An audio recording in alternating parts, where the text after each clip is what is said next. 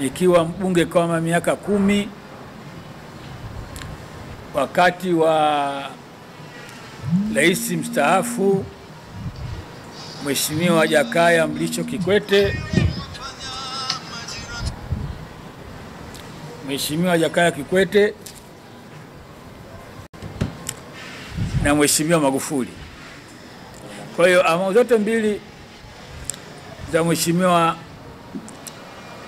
Jakaya Mlisho Kikwete nilikuwepo 2010 mpaka 2015 na Mheshimiwa Rais Almarehemu Mwenyezi Mungu amweke mahali pema peponi Mheshimiwa Magufuli kuanzia mwaka 2012 mpaka 2020 nilikuwepo.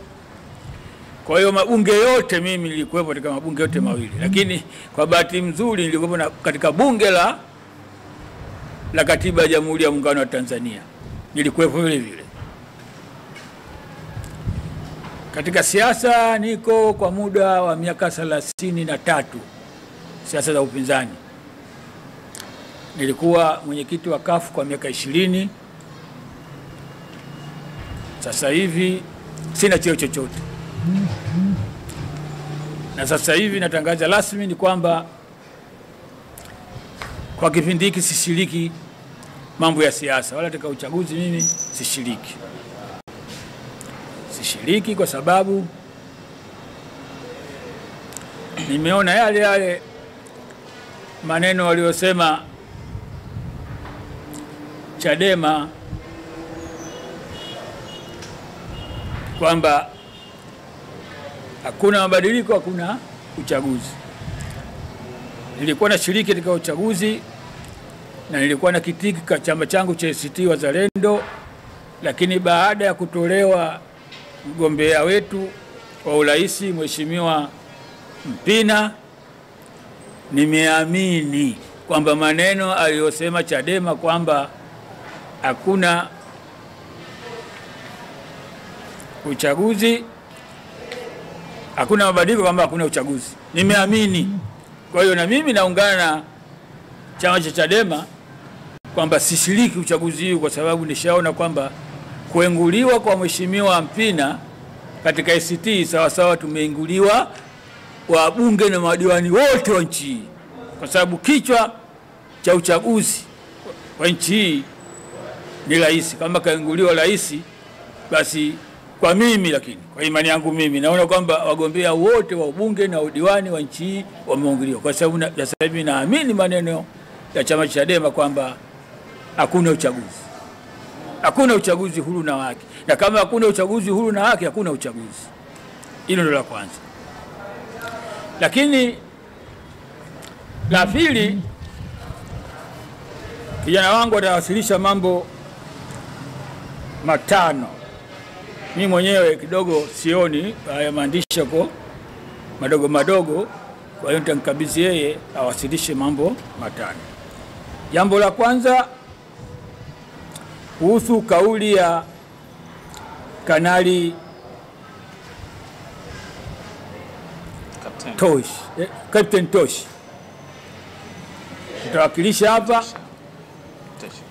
mimi waheshimiwa waandishi wa habari, yote aliyosema Mheshimiwa au Captain Tesha, yote aliyosema ni yale ambayo yanasemwa na wanaharakati na watetea haki na demokrasia nchi. Yale amesema yote, mimi namuunga mkono yote, lakini moja tu siungi mkono, lakini yote yale amenukuu malalamiko ya wananchi. Yuko sahihi kabisa yule kijana, na ni kweli mzalendo wa nchi, isipokuwa kitu ambacho mimi nakiona katika yale aliyosema, jambo la kusema kwamba nchi ichukuliwe na jeshi, hilo napinga. Inakwenda kinyume na katiba ya Jamhuri ya Muungano wa Tanzania, kwamba nchi hii inaongozwa kwa mujibu wa misingi ya uhuru, haki, udugu na amani. Huo ndio msingi mkubwa. Katika utangulizi wa katiba kaisome hiyo. na vitu hivyo havipatikani isipokuwa katika nchi ya kidemokrasia yenye bunge lililochaguliwa na wananchi na mahakama inayotoa haki kwa uhuru bila woga wala upendeleo. Sasa kama ni nchi ya kidemokrasia, siwezi kukubaliana kwamba nchi hii sasa hivi kutokana na hali iliyokuwa nayo kwamba heti ikamatwa na wanajeshi kwa kipindi. Hiyo haiwezekani. Lakini naamini kabisa kwamba aliyosema mwingine yote ni sahihi na ndiyo kilio cha wananchi. Kwa hiyo kwa hapo nieleweke hivyo. Jambo la pili,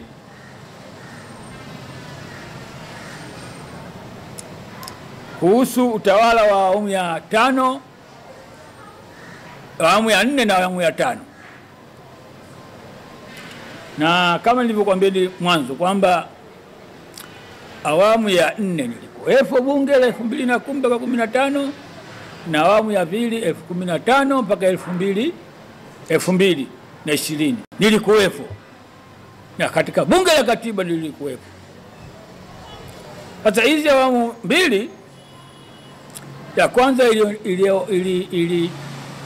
iliongozwa na Rais wa Jamhuri ya Muungano wa Tanzania Mheshimiwa Mrisho Jakaya Kikwete, na pia ndio mwenyekiti wa CCM Taifa. Hiyo awamu ya pili ya bunge yangu iliongozwa na Mheshimiwa Magufuli, Rais wa Jamhuri ya Muungano wa Tanzania, pia alikuwa mwenyekiti wa CCM. Kwa hiyo awamu zote mbili nilikuwepo. Lakini katika awamu zote mbili najiuliza na sipati majibu. Nikizitathmini awamu zote mbili za wakati wa awamu ya 4 na awamu ya 5, afadhali, sio yuko sahihi, natumia neno afadhali, awamu ya Kikwete tulikuwa tunapata uhuru wa kisiasa. Uhuru wa kisiasa awamu ya Kikwete. Na ilifikia Kikwete kuanzisha katiba mpya, bunge live, wapinzani kukutana naye wakati kwa wakati, na wapinzani tukaanza kuimarika. Kwa hiyo kisiasa nikipima Mheshimiwa Kikwete na Mheshimiwa Magufuli, naona Mheshimiwa Kikwete alikuwa afadhali, kwa sababu sisi mwenyewe hii tangu enzi hiyo mbaya tu, maana sisi wapinzani, lakini afadhali Mheshimiwa Kikwete. Kuja awamu ya 5 ya Mheshimiwa Magufuli, tunampenda kusema kweli. Alitengeneza mazingira ya uwajibikaji katika serikali ya awamu ya 5. Kwa hiyo uwajibikaji kwa maeneo ya maofisini yalikuwa mazuri kabisa, uwajibikaji. Lakini kisiasa, na mimi bungeni niliwahi kusema hiyo kwamba Magufuli kwa jambo hili ya uwajibikaji kwa wananchi hili yuko vizuri kabisa, lakini kisiasa hakuwa sawa sawa. Katika awamu yake akaanza kuziwia mikutano ya hadhara, bunge live, vyombo vya habari vikawa havina uhuru, wakosoaji wakaanza kushughulikiwa na watu wasiojulikana, ili mradi mambo yakawa mabaya, na wakatangaza kabisa kwamba wapinzani wadhibitiwe ndani ya bunge na nje ya bunge. Na kweli tulikuwa tunadhibitiwa ndani ya bunge. Ilikuwa watu wapinzani wakitoa hotuba zao zinaziwiwa au wanalazimishwa kutoa maneno ambayo wanaona wapinzani yako sawa sawa, yanaziwiwa, na kama unapinga unatolewa nje kwa nguvu. Akina Sugu wametolewa nje kwa nguvu, ili mradi tulidhibitiwa wapinzani ndani ya bunge na nje ya bunge. Bunge sio live, mikutano ya hadhara hakuna, maandamano hakuna, na kila jinsi. Kwa hiyo kwa mimi Suleiman Bungala naona wakati wa Kikwete ulikuwa uko sahihi kwa mambo ya kisiasa. Haya mambo ya kiuchumi haya tunajua mafisadi wamelindwa wakati wa Magufuli na wakati wa Kikwete, na CCM ndio kazi yao kuwalinda mafisadi. Rushwa tunajua wakati huo na wakati huu umefanana, lakini kisiasa wakati wa Mheshimiwa Kikwete ulikuwa uko sahihi kuliko wakati wa afadhali kuliko wakati wa Magufuli. Lakini Mwenyezi Mungu akamchukua marehemu Magufuli. Mungu amwekee mahali pema peponi, amsamehe kwa aliyoyafanya, Akaja Mama Samia. Mama Samia naye alipokuja tukapata matumaini, akaanza na 4R. Tukasema sasa hivi anaweza kutuvusha huyo.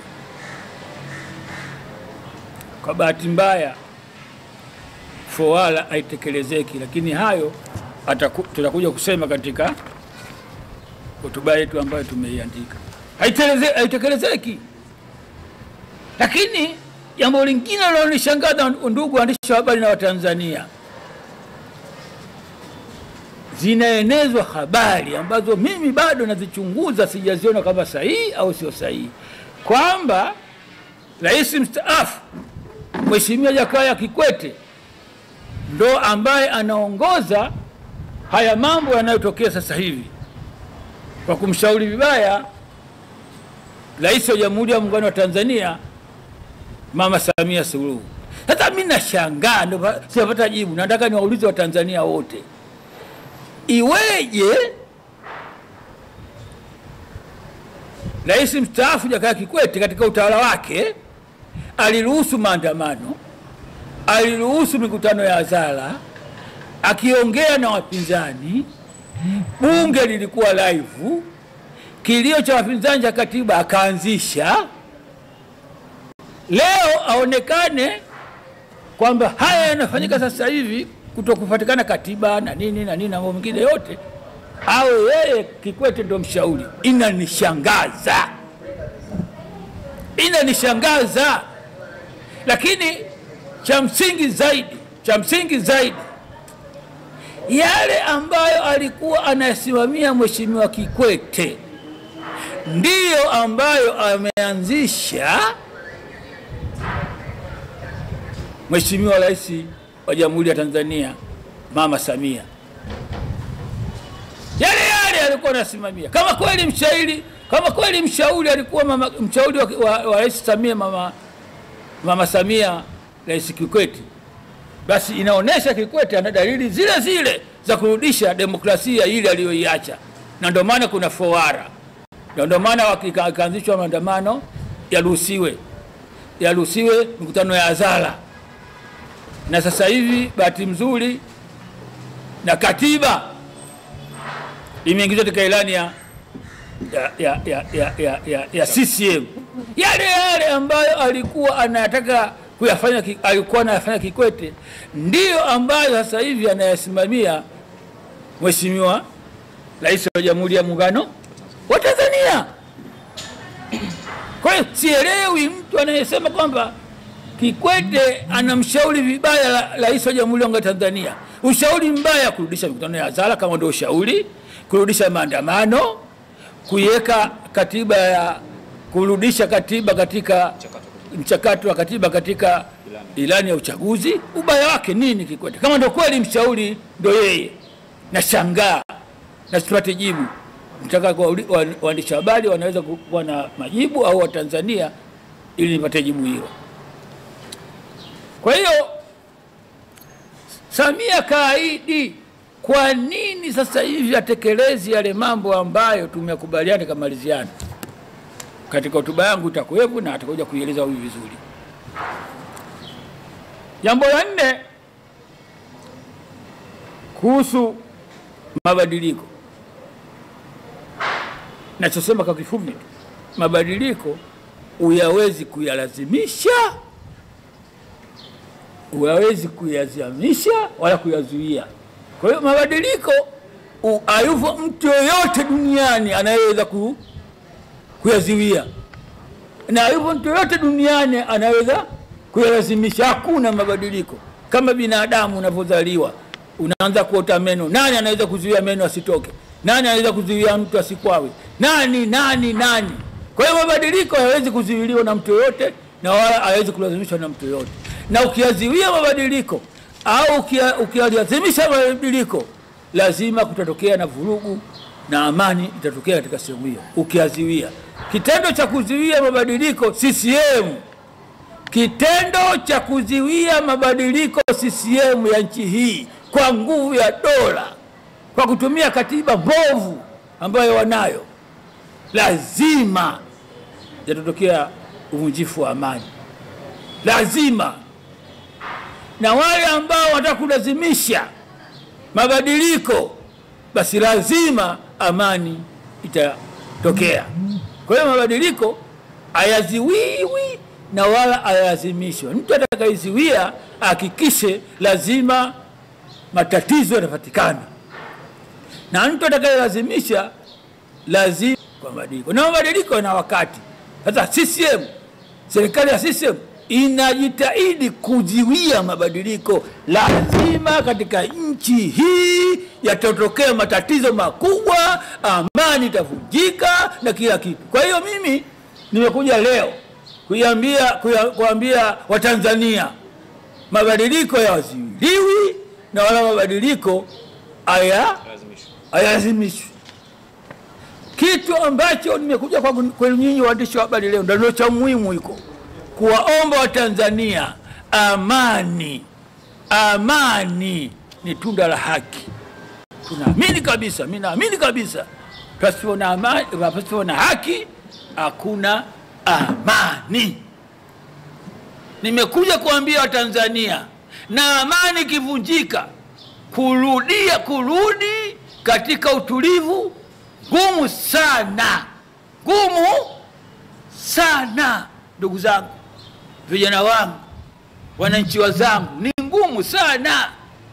Kwa hiyo tujitahidi kwa kadiri ya uwezo wetu amani sivunjike, tuvumilie. Na ndio demokrasia hiyo. Demokrasia ni kuvumilia, kufanya subira, kusameheana, tukutane, tuliziane. Pale tunapoliziana, yale tuliziana yatendeke. Na hilo ndo kosa lililofanywa na serikali ya awamu ya 6. Tumeliziana, yale tuliziana hayakutendeka. Na mfano wa uchaguzi wa 2024, tumeliziana uchaguzi utakuwa huru na haki, yakatokea yale yalikuwa yanafanywa mwaka 2019 na 2020, yale. Hapo ndipo chama cha Chadema kikasema bila mabadiliko, hakuna uchaguzi. Kutokana tuliziana uchaguzi utakuwa huru na haki, lakini akatokea yale. Kwa hiyo Chadema mimi ninawaunga mkono kwa 100% kutokuingia katika uchaguzi. Na narudia tena kwa ndugu waandishi wa habari na Watanzania, vyama vyote vya upinzani vilivyoingia katika uchaguzi vimewasaliti wa Tanzania. Kama tusingeingia, CCM asingefanya uchaguzi peke yake. Na ndivyo inapokuja zana na hisia kwamba vyote vilivyoingia katika uchaguzi ni vyama ambavyo vimetengenezwa na CCM, madalali wa CCM. Ndio haiwezekani. Leo tunaona kabisa vyama vinaanzishwa juzi tu, wanatembea na helikopta. Vyama vinaanzishwa juzi tu, wamepewa magari, na sio magari tu, vyama 16. Mimi tangu uchaguzi umeanza mwaka 1995 sijaona vyama 17 vyote vimesimamisha urais. Lakini ukienda majimboni huko wabunge hawana wala madiwani. Lakini serikali ya CCM imetoa kwa wagombea wa rais wote magari ya kufanya kampeni. Lakini diwani ingelikuwa na huruma sana, basi angalau na madiwani na wabunge wangaliwa pikipiki na basikeli. Madiwani wangaliwa basikeli, wabunge wangaliwa pikipiki, wote wanaogombea. Lakini hii inaonyesha kwamba kuna mkakati rasmi uliofanywa vishiriki vyama hivi kwa ajili ya kuwa madalali na kwenda kinyume na haki na uhuru wa Watanzania. Tunapinga kwa nguvu zote, lakini amani ni muhimu kushinda yote yanayotendeka. Jambo langu la mwisho nasema, nawaomba Watanzania, nawaomba vijana, nawaomba wananchi, tuvumilie siku ya 29. Nawaomba sana hayo maandamano. Wala tujui alianzisha, hatujui kiongozi gani ambaye ataongoza, hatujui chama gani kinachoongoza, hatujui lengo la maandamano, hatujui maandamano tunaanzia wapi, hatujui Allahu Akbar tunakwenda tunaelekea wapi, hatujui tunaandamania nini. Baya zaidi, tunaandamana siku muhimu kwa mujibu wa katiba na kwa mujibu za sheria za nchi, siku muhimu ya uchaguzi. Nasema